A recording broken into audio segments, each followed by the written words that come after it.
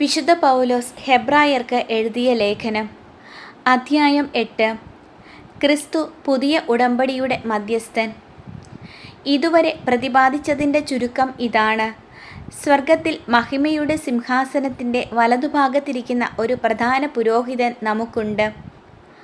അവൻ വിശുദ്ധ വസ്തുക്കളുടെയും മനുഷ്യനിർമ്മിതമല്ലാത്തതും കർത്താവിനാൽ സ്ഥാപിതവുമായ സത്യകൂടാരത്തിൻ്റെയും ശുശ്രൂഷകനാണ്.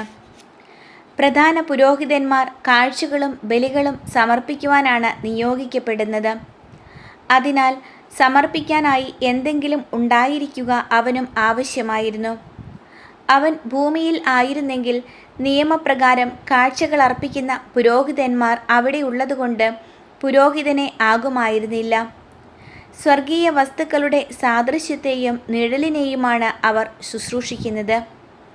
മോശ കൂടാരം തീർക്കാൻ ഒരുങ്ങിയപ്പോൾ ദൈവം ഇപ്രകാരം അവനെ ഉപദേശിച്ചു: പർവ്വതത്തിൽ വെച്ച് നിനക്ക് കാണിച്ചു തന്ന മാതൃകയനുസരിച്ച് എല്ലാം ചെയ്യാൻ ശ്രദ്ധിച്ചുകൊള്ളുക.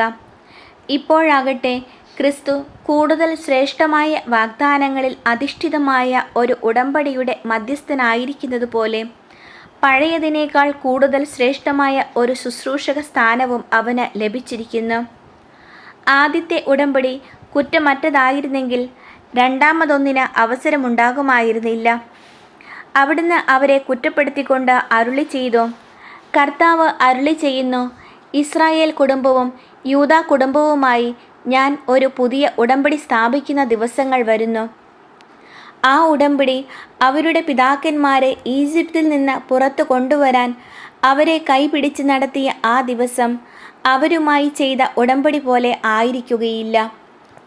എന്തെന്നാൽ കർത്താവ് അരുളി ചെയ്യുന്നു, അവർ എൻ്റെ ഉടമ്പടിയിൽ ഉറച്ചു നിന്നില്ല, അതുകൊണ്ട് ഞാനും അവരെ ശ്രദ്ധിച്ചില്ല.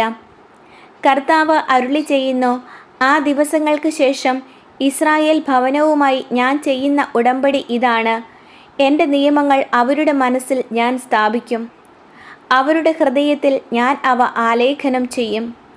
ഞാൻ അവർക്ക് ദൈവമായിരിക്കും, അവർ എനിക്ക് ജനവും. ആരും തൻ്റെ സഹപൗരനെയോ സഹോദരനെയോ കർത്താവിനെ അറിയുക എന്ന് പറഞ്ഞു പഠിപ്പിക്കേണ്ടതില്ല.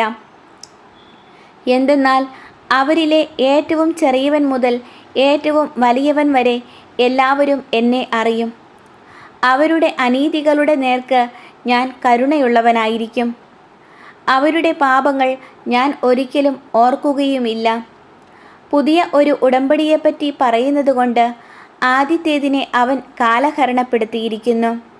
കാലഹരണപ്പെട്ടതും പഴക്കം ചെന്നതുമാകട്ടെ അപ്രത്യക്ഷമായി കൊണ്ടിരിക്കുന്നു.